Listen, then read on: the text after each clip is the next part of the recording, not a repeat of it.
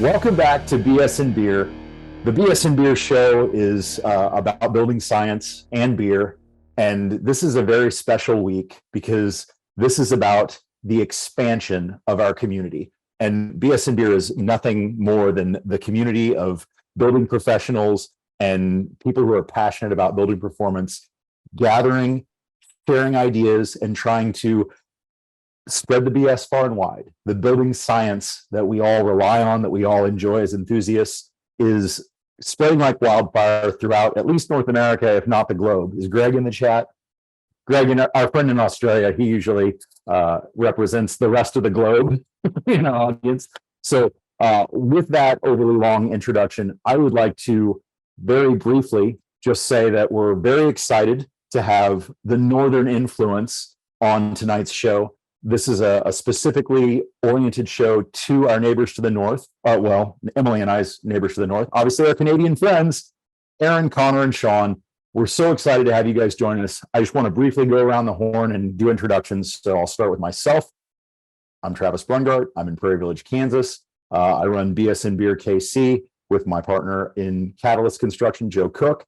We have the building science symposiums. We have local meetings. And of course, we have great friends, specifically in Connor Malloy, who I'll go to first, who has essentially taken over the actual work of running the wall assembly competition. So let me introduce you first. Connor Malloy, an instructor at George Brown in Toronto. I was going to say college. Is it university? College. Yeah, it's college. My mistake. George Brown College in Toronto, where he teaches design and building trades. Please take it over and fix all the things that I've already lied about. Connor is the tallest guy you know who is Passive House certified. Please proceed. That's right, Travis. I am the tallest folk here. And it's Connor Malloy. I'm as Travis said, I'm a professor of building and design at George Brown. And really my background's in building. I grew up in the building business, pretty traditional ways of building, but always, with attention to care and detail and the craft. And I came to really learn about building science through green building probably 15, 16 years ago, and was not really associating performance and control layers and air tightness. Those were new languages for me.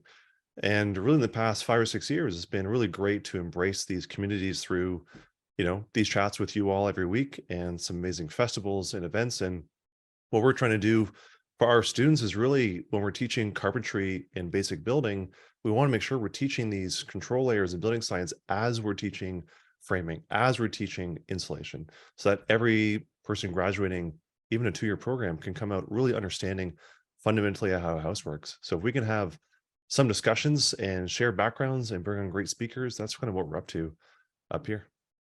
Brilliant. Well, thank you for joining us, Connor. It's always a pleasure to see you. We'll be talking more in just a moment, but next I want to go, since I started in the middle, I'm going to go right first or east to the island of Grand Manan and my good friend Aron Jones. What's up, brother? How are you? Happy to be here, man. Happy to be here. It's a hard act to follow behind Connor, but my name's Aron Jones. I am a carpenter and a builder on the island of Grand Manan in New Brunswick. Little tiny island in the Bay of Fundy, so we see some extreme weather. Probably early 2000s, I started dabbling in some stuff from the National Research Centre of Canada, and they referenced the Building Science Corporation in some little article I read. And down the rabbit hole I went. Found out that, yeah, and found out Joe was from Canada, and somewhere along the way, I just decided that I really wanted to build better. Part of it was, I was tired of fixing things that were broken that shouldn't be broken. Part of Flash Me, you guys know a little bit about that as well. And, I realized along the way that there was more value in me helping someone who was 18, 19, 20 years old understand some things that were going on with building science, the building envelope, air tightness, than there was maybe in trying to educate somebody who's been doing it for 40 years and really didn't want to change. Yeah, just happy to be here and hoping to do my little part. Hey. That's beautiful. And I would say that is the common thread with all three of our guests, all teachers in their own right. Connor, of course, at the college level. Aron, I've learned from you on Instagram. You're one of the most frequent posters of helpful tips that I follow, and I very much appreciate that and have learned from you. And then to our final guest, Shaun St. Amour, out west in BC, former school teacher, also building science teacher. Is that accurate? Yeah, so kind of pre-COVID, when I got into the Passive House movement, I got to take the course at BCIT, which is a local technical school. And after I'd taken the tradesperson course, silly me, I was like, "Hey, you guys looking for instructors?" And then 6 months later, I was involved in the team there teaching the Passive House course. So really excited to be involved in that program because it helped kind of connect with other schools across North America and really kind of focusing on how does Passive House grow nationwide. And of course, it got in the hands of Connor, and he is doing a great job with the team there. And if you're around Ontario, you're looking to figure out how to build better, reach out to Connor and his course because it's pretty exciting. So that kind of year in 2017 is when I really dove into Passive House. And a few years later, like the last time I was on this show, I was talking a lot about this stuff, which is our good old wood fiber insulation. And that was when I was a product consultant with 475 High Performance Building Supply. But again, I have roots in building, and I thought it'd be worthwhile to strap on the tool belt, or at least take out the computer and the cell phone and start managing high performance projects. And so I'm now the VP of operations with Clay Construction here in Vancouver, where we've got 6 high performance builds in the process and a lot of exciting pretty good houses, or our Passive House projects, net zero projects in our pipeline. So I'm excited to be able to showcase a lot of our projects and some of the details that I've learned from everyone that's been on this show, and trying to make sure that we're leaders in the industry, focusing on airtightness, and then hopefully our architects and designers will make sure they build assemblies that have lots of insulation and good windows, because once the plans get in our pocket, we might have to change the plans because we know where they need to go to. So really excited about that. My real passion is resilient prefab passive homes, and I will definitely talk about all 3 of those throughout our show.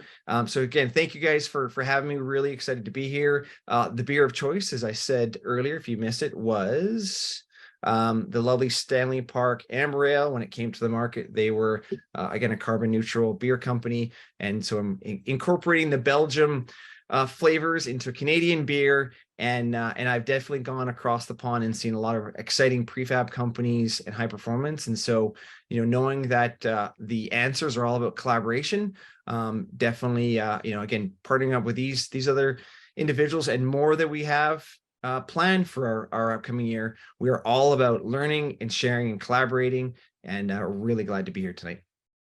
Yeah, you guys are awesome at that.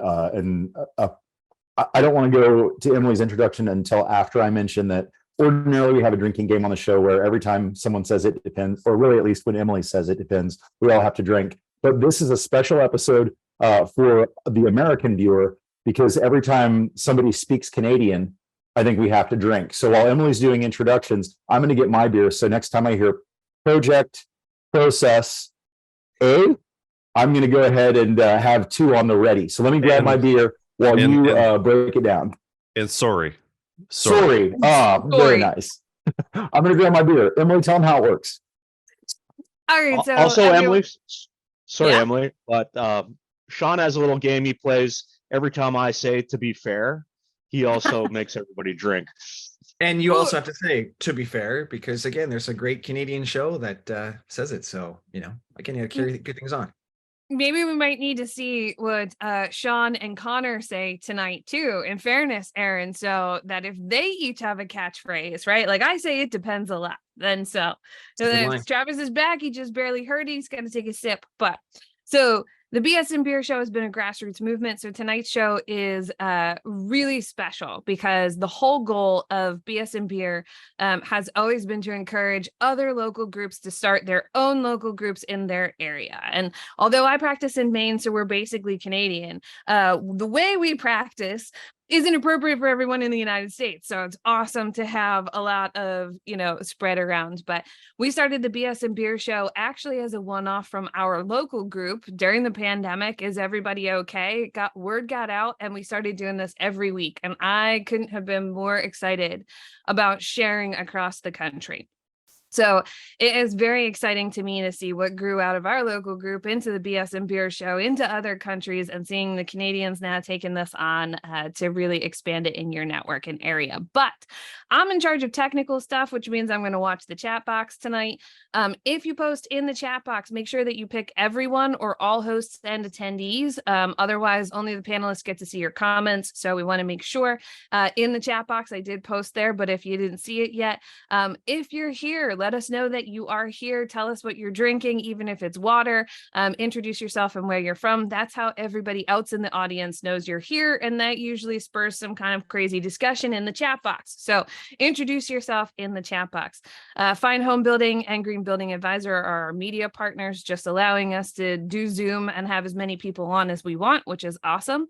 And I think if you missed the show or you want to watch any of the other, I don't even know how many shows it's been now over the last couple of years. They're all on our YouTube channel. You can go over there. You can watch any of the past shows. You can check it out on the blog post on Green Building Advisor. You can go to the bsandbeershow.com and get on the mailing list to find out what the next show is going to be this year in 2023. As people are getting back out into the world and meeting and doing local groups, we went to once a month because we know, sort of like our Canadian friends here who are all over the country, some people are spread out and a local group might be still challenging. So once a month, we still want to share building science with all the cool people that we know. So I'm going to let this go back out to what we're doing and who's doing what. And I'm not in charge, but I'll try to watch the chat box. And if it's a technical issue, it's definitely my fault. So thumbs up. That's right. So we have just a couple announcements. The first one is the least pleasant. So I always try to get the Band-Aid ripped off quick. We have a shortened show tonight. Ordinarily, we go an hour and a half. There's another Fine Home Building webinar right after this one. And so their feed is going to cut us at 6:50 Eastern. So we're going to try and wrap it up by then. So the great news is everyone on is familiar with the speed round of building science and all champions at it. So this won't be a problem for us, but just know at 6:45 Eastern, we're going to start kind of wrapping up, and at 6:50, see ya. So that's the first bad announcement. And now we have a couple of good announcements. The first one, I have to announce that we have a very exciting development in the Midwest Building Science Symposium that's now become the Building Science Symposium series in Minneapolis, May 9th and 10th.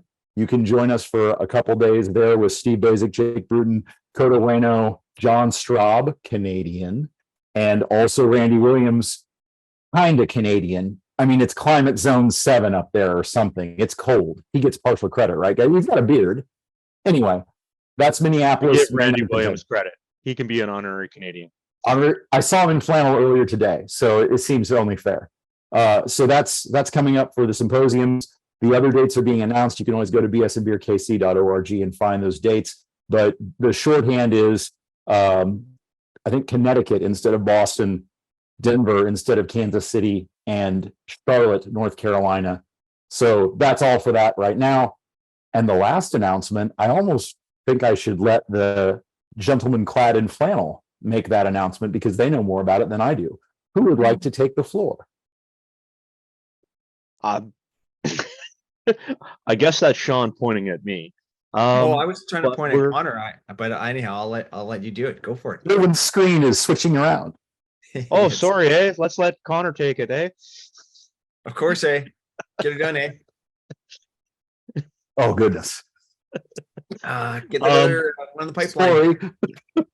We're pleased to announce that on May 18th, we will have the inaugural show of BS and Beer Canada A. Yes. Part of the reason we're going with a virtual show is because Canada is geographically spread out and not everybody has the opportunity to join a local BS and Beer function. So this is going to give everybody the option once a month. You can be part of something happening virtually in Canada. We're going to try and keep it geared towards the people who desperately want to learn about building science, and also our climate zones. It's a beautiful thing. You guys have kind of a different gig going up there, or in parts. You got some step code, you got some non-step code. I'm not even going to parse that. Connor, Shaun, by all means, rectify my failure. Well, I find it funny because like I'm climate zone 4. So when you guys talk about, all of That's these, my zone. yeah, well, that's what happens when you're Vancouver, You're and cold. So, you guys think it's so cold up here. Like, I really just want to put on a parka and put on my toque for the show, but I'm like, it's raining and it is 8 degrees, but that's Celsius. So I'll let all you, figure out the Fahrenheit and do all the fun math. But you know what? We're really excited about bringing the show to Canada. Again, we're all about sharing, collaborating, and I mean, we're going to try to pull out some fun facts. I think most people don't know that 90% of all Canadians live across that fine line, that 49th parallel going across. 50% of Canadians live kind of right in Connor's back door. So you'd be surprised of where Canadians do live and how we kind of like you neighbors to the south. Again, I'm excited because I've been involved with, the Passives Accelerator and connecting with a lot of friends, and, the growth that I've been able to have with all those kind of connections has been great. And so to be able to connect with more Canadians with the BS Beer Canada series, I'm really looking forward to it. I'm also, again, looking forward to having a building science symposium in Canada. We're planning a few of them for 2024. So, Travis, I know you and I need to have an email and a phone call to talk about it, but I've already planted some good seeds here in Vancouver. And overall, we've got a lot to kind of piggyback on you guys. I mean, we can go back into your shows and pull out topics and stories and put our twists, and again, we've got a good book collection too. We've got this fine book to pull off. And if you've seen it, I did read it earlier in January where I was in some warm weather. Connor's got a good book collection behind him. So, we've got good resources to pull from. And we're really excited to put some maple syrup on this show and have a lot of fun. So cheers to everyone. Again, credit to Connor because he really spurred this and trying to again planted some good seeds with Emily and Travis. And of course, it's pretty easy to convince Connor to join us. So we're really excited. And you'll be surprised of who we might have. We might have to have a foreign correspondent that we all know. And then there's a couple other individuals that people may know that you will see their faces on our episode. So look forward to having you join us on the third Thursday of the month, May 18th. Again, I'm in Pacific time, so I threw it out there as the 4 o'clock Pacific time. I think I might be right or wrong, but I'll let you in your own time zone figure it out. But we enjoy, you've got now the first week of the month, the third week. And I'm sure if you're in your local area, you got another time to meet with your local BS and Beer crew. So looking forward to having you. That's what it's all about. And just show them your climate zone, Shaun. Show them your sleeves. See, I have sleeves still. Look at Shaun. Exactly. Yep. I might not be wearing pants. Flannel short sleeve. 6A. I'm in climate zone 6A, so I've still got long sleeves on. Man, I'm in a deeper climate zone than both of you. Yeah, I mean that's the shocking thing, right? It's that Toronto itself is in climate zone 5A, just north of us about an hour and a half. We're in 6A, and I think that's selfishly for us, it's been so great that publications like JLC and Fine Homebuilding and excellent builders like yourself are in similar climate zones. We can learn from each other. That's what we're trying to do. As much as our climate zones might be similar, our labor markets are different. The access to materials are completely different. So the importance of understanding the physics, I guess, of what we're trying to accomplish in our assemblies has to be relevant to all those aspects, right? Do you have carpenters who understand how to add 2 inches of exterior insulation or 4 inches of insulation? Do you have access to products like Zip-R in your labor market to have a simplified CI package? So for us, a lot of it is we've learned from you and the communities that you built. We're trying to find ways that support local Canadians and builders within their local markets of how they can, build better and learn how to apply these tools and think about building in their local communities. I'm going to plug 100%. another Canadian thing then, because since I'm basically in Canada, Dan Colbert and I are going to go to Energizing Efficiency in Fredericton for anybody who wants to see us talk about pretty good house in Canada. And I have built one house in St. Andrews, and the labor market was very interesting. We wanted to put cellulose in, and it was nearly impossible to find somebody who would install cellulose. And we don't do that much plaster work down here anymore, but that's pretty much all they do. And so there were some really interesting things that we kind of had to work through as to what was available there. And they feel basically like the same climate zone as we are. And so it was really interesting to see what was available there. And they talked about how they're like to push the market to do a little bit better. Maybe on our side, they're not quite as good as some of you on. We'll just say. I would say everything is on a curve. You're going to have the unicorns in every bunch, and you're going to have people at various levels throughout. And that's part of what we want to do, is just promote continuous improvement, community over competition. Let's come together. And I believe somebody says a rising tide floats all boats. And that's part of what we want to do. Also, let me know when you're in Fredericton. That's an 1.5-hour ferry ride and an 1.5-hour drive. And I would do that to come see you guys. May 24th. I will put it in the chat I'm in box. BC. I think I'm in BC. Oh, no. There are worse places to be. BC, from what I've heard, is gorgeous. Yeah, you're all welcome. And I mean, one aspect that I get to bring in is the fact that we do have the BC Energy Step Code being in place for now, as of May, Step Code 3. So we're 40 to 50% more energy efficient with our builds and than projects in Canada, which means we might be a lot higher than some of the other things in the US. I know when I compare the BC code originally to the Washington code, we were actually further up than that. So what's exciting, by 2032, we're pretty much at passive house levels here. And so 9 years of moving toward. And as a builder, I just keep saying, you know what, let's just build the Step Code 5 now. Then I have to learn one step, not 5 steps. And I'm kind of maybe a lazy builder. I just want to learn one thing. I just figured I'd learn the number 5, get to there.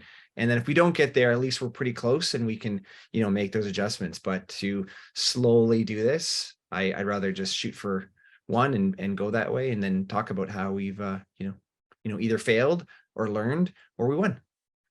So Shaun, can you confirm or deny that you only work toward goals that begin with pH? So for Step Code 5, that's not an F, that's a pH 5, yeah? Yeah, you know what? Like, I know a couple of days ago, it was April 1st, and I knew this happened last year, but in the Webster's dictionary, we indicated that the Webster organization had removed F from the dictionary and they put in the pH. So I believe all of your dictionaries would show that there is no more F, it's all pH. So. Well, I have a number of documents that show that our work is F'd, but maybe it will be updated to pH. That sounds better. He has a Flash Me shirt that starts with a PH.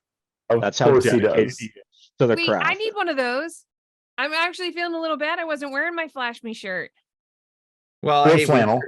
Yeah, when you get there on May 24th, maybe somebody might find a little present to pass on to you. So Always who you know. it's a pretty good logo, but as you can see, I'm covering up because underneath my nail is a PH. Nicely done. Well, obviously, we're super enthusiastic about anytime the community expands, and one of the things that we try to do when we're super organized is announce new groups that are forming. And we've had a really big year of growth in the grassroots movement that is building science and beer. So we wanted to have you guys all on to announce and celebrate. And of course, May 18th is now on everyone's calendar, and everyone's fired up about how this is all going to happen. Is this going to be something that is also hosted by Fine Homebuilding and Green Building Advisor? And is Fine Homebuilding going to have to change their F to a PH, or is that not in negotiations yet? It's in the contract. Yeah, It's in the contract. It's all green M&Ms and PHs. Of course it is. So They get sashed in the Fontract.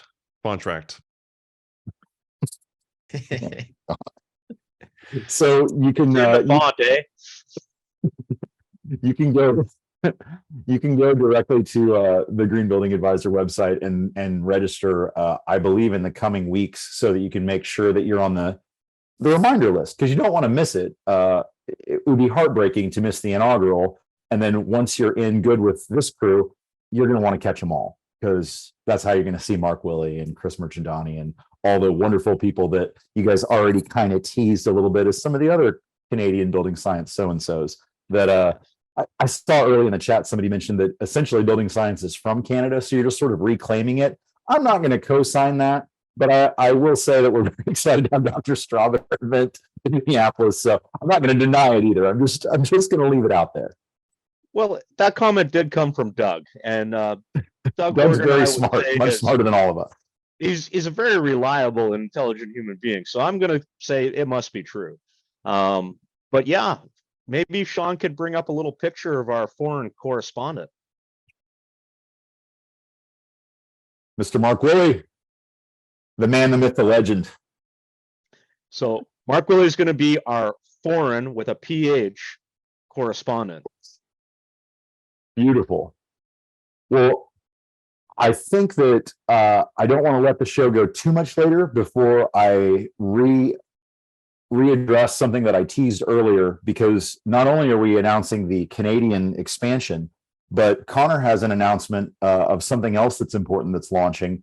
And we might just take a few minutes to talk about that, because I know there might be some judges involved in it and so on and so forth. Connor, can you bring up the important things that are coming up in your life that I'm talking about? Not personal stuff.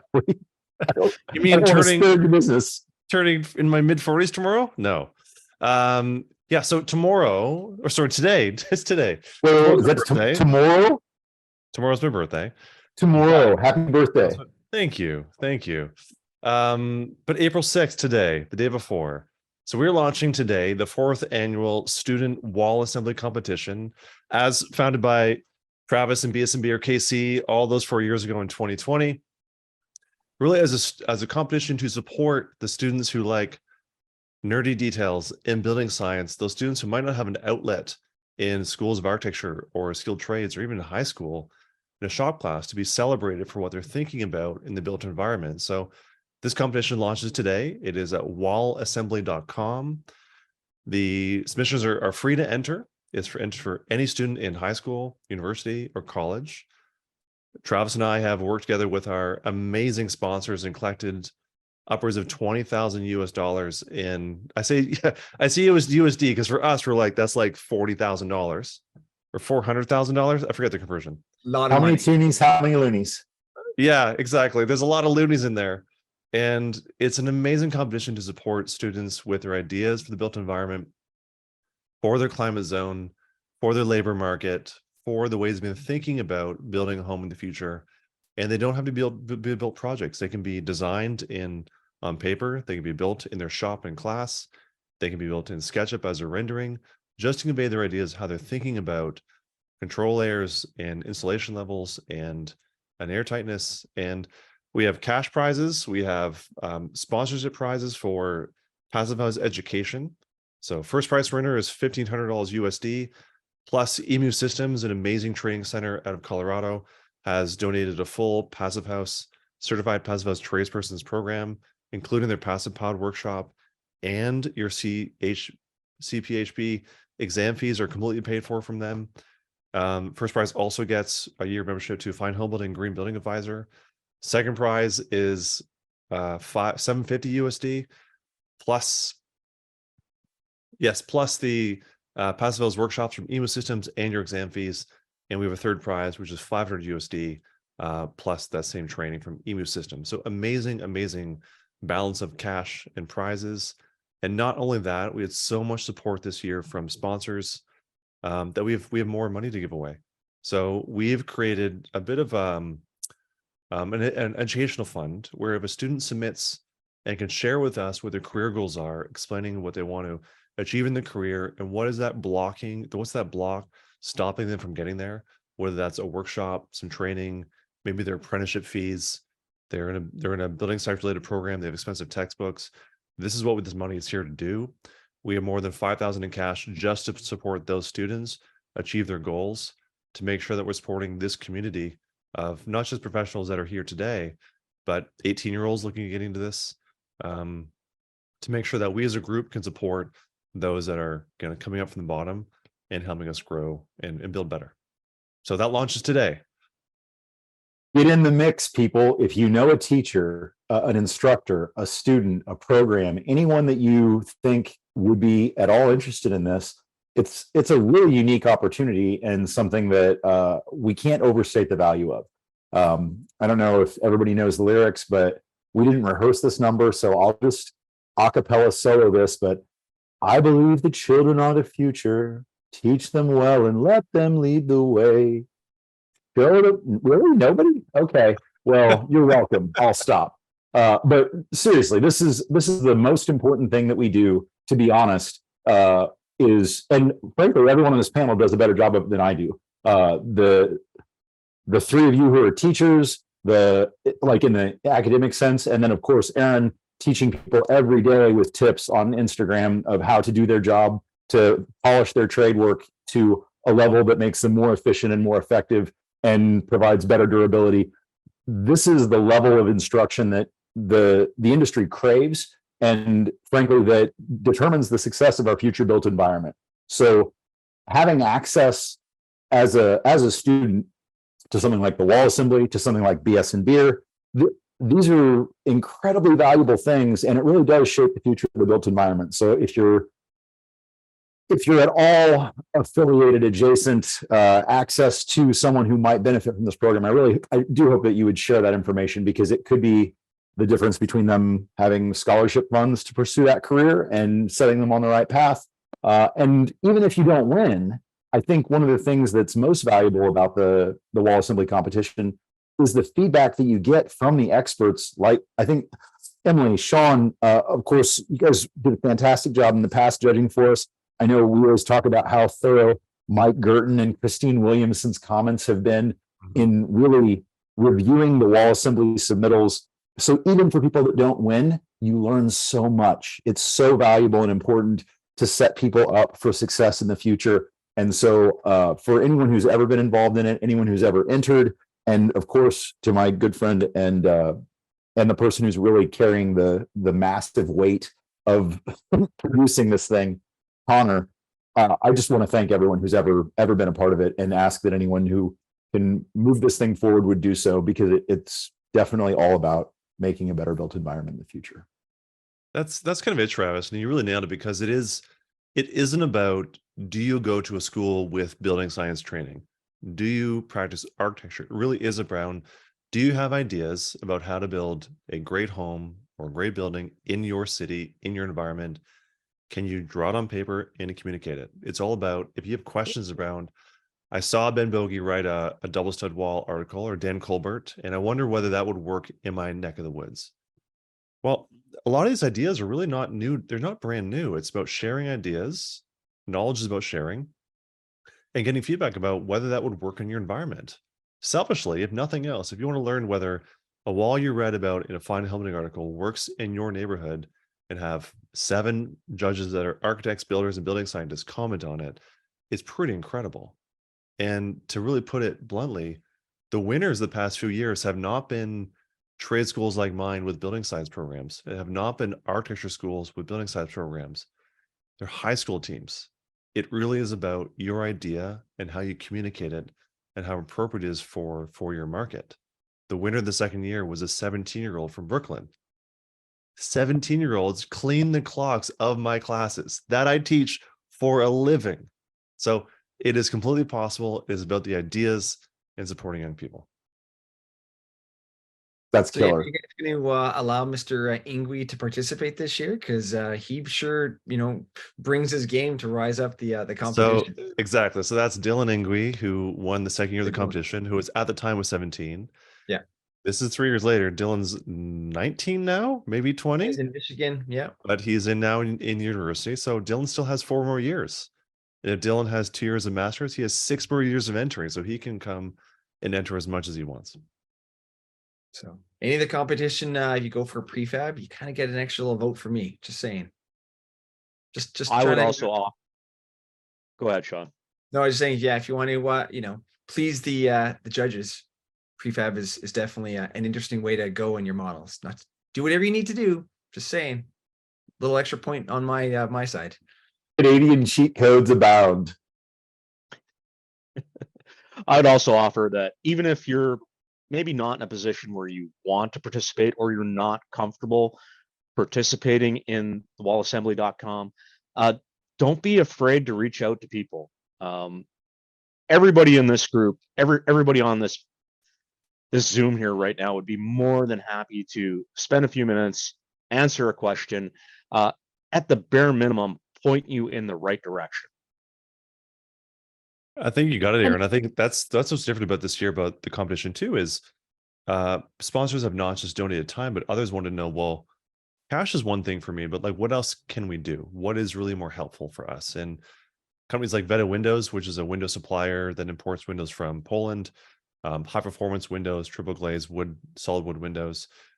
They wanted to support teams. So if teams have questions, Veta's team is on standby to help them look at their assemblies and look at detailing. Source 2050, which is a sponsor, a marketplace online for passive building products and building products in general, has offered some of their staff members to comment and support teams and help them as well. So that for us is really cool because it starts to build a community around this. And even winners like Dylan Ingui, who won his second year, they're starting they don't have building science at their school. They're starting a club, a building science club at their school to teach and help. So this for me is, I think, the crucial part. The competition is just like, it's the tip of the spear. But if we can widen that among suppliers and manufacturers and schools, I think it's really cool.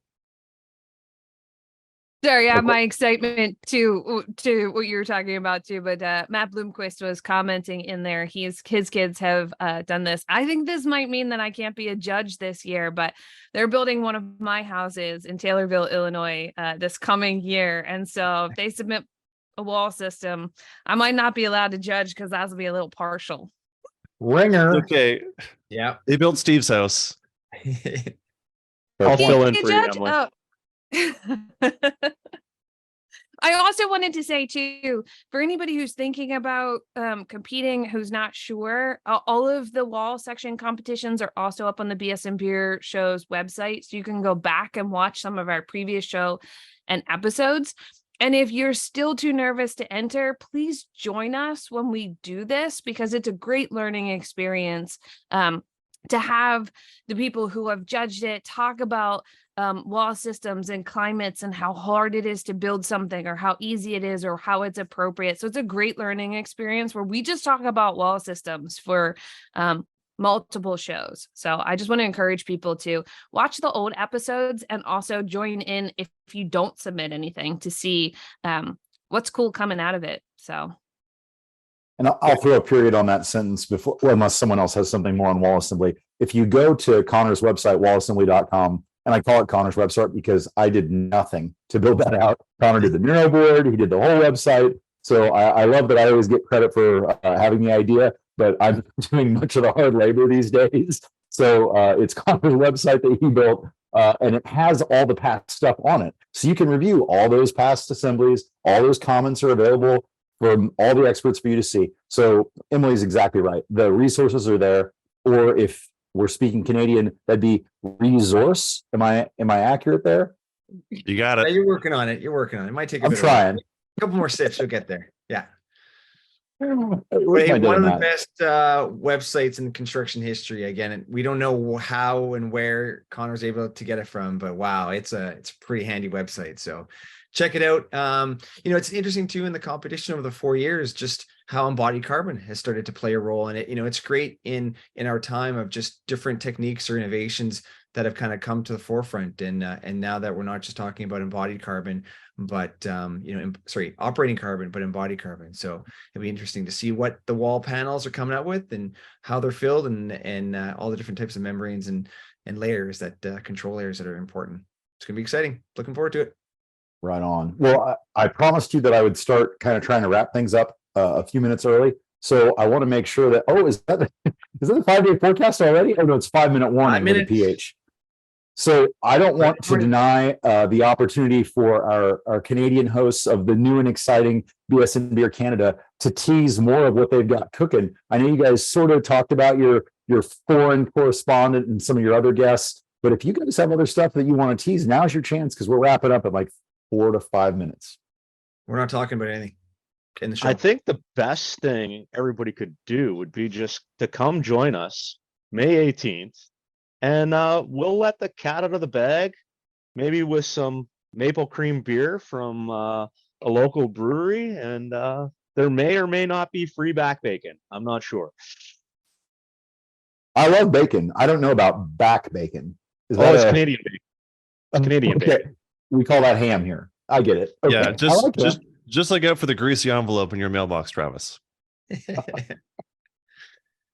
I have a request though for all of the Canadian building science symposiums. Could we work that around hockey season? Because I'd like to visit all of your hockey arenas. And it's already planned in Toronto. So yeah, we want you to. Sorry, saying we'll hopefully do it in May, and maybe the Canucks might make the playoffs sometime this century, and maybe next year they'll do it. It's what I'm hoping. But yeah, I hear you.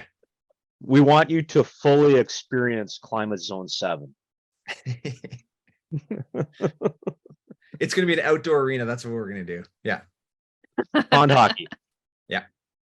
So I don't typically throw my weight around because I don't have much weight to throw around in terms of gravitas. I have plenty of weight here, cheers, but I don't have that type of weight.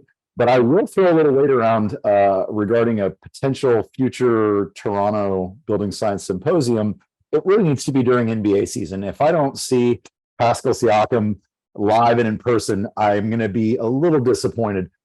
So just kind of keep that in mind in case that might come up later. By the way, Gina is already way ahead of me on that, Aaron. Thanks again for that. So I'm going to skip from Detroit on up, and we'll see you soon. So I'll throw this out there. I know. Sorry, Sean. I know Sean's got some stuff cooking in Vancouver. Gina's way ahead of the game and getting things on the ground in Toronto, and there might be an East Coast stop too. Ooh, a trio of Canadian BS and beer symposiums. This is very exciting. Oh yeah, Travis, coast to coast. Figure it out and make sure you can get up here. So you and Emily, we again get all the documents taken care of. We want you up here. Can I get a Mark Willie beard so that they'll let me in? Because I feel like they'll stop me at the border. I got global entry. I can come to Canada anytime. I'm good. I actually did my global entry in Canada, in Niagara. Just saying. Nice. Well, fun fact, people don't realize, like, Windsor, Niagara, right? Like, it's just the top of California. Like, that part of Ontario goes pretty low. So when you're talking about climate zones, it's pretty interesting how low that southern panhandle of Ontario gets to. So it's all Bermuda shorts, from what I understand. Yep. Yeah. I heard the CRTC won't let you in, Travis.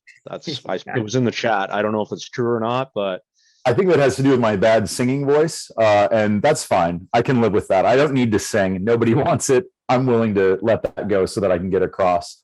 But with that, quick round the horn, 2-minute warning, final shots. Anyone that want to say anything else about this great Canadian BS&B organization that's about to be operating May 18th? May 18th. There's going to be more of us, and we're really hoping that we're going to see a lot of local BS and beer crews pop up because of this, where people can actually get together in person. But our main focus is going to be to collaborate with those of us who live in maybe more secluded places, or where that 3-hour drive to the next town maybe isn't possible on a regular basis. And just spread awareness, help people build better, one little thing at a time. There's no better period for that sentence, but Sean, Connor, parting thoughts? I'll let Connor go because we got 1 minute, folks. Yeah, 100%. I mean, our whole motive is to really create a safe place to learn about building better. The way that, we all embraced probably laser levels on job sites a few years ago as a fancy tool. What I'd love to see, and as a group would like to see, is that this manometer, right, for blower door testing isn't just something that we look at for passive projects, but as a tool that carpenters can know, builders can know to really build better for projects of all levels, right? If we're not weighing ourselves, we're basically wearing stretchy pants and we don't know whether we're gaining or losing. And I think our buildings, if we're not measuring, how do we know we're craftsmen? So it's a safe place. If you liked asking dumb questions like this guy, come and join us and we'll have a good chat.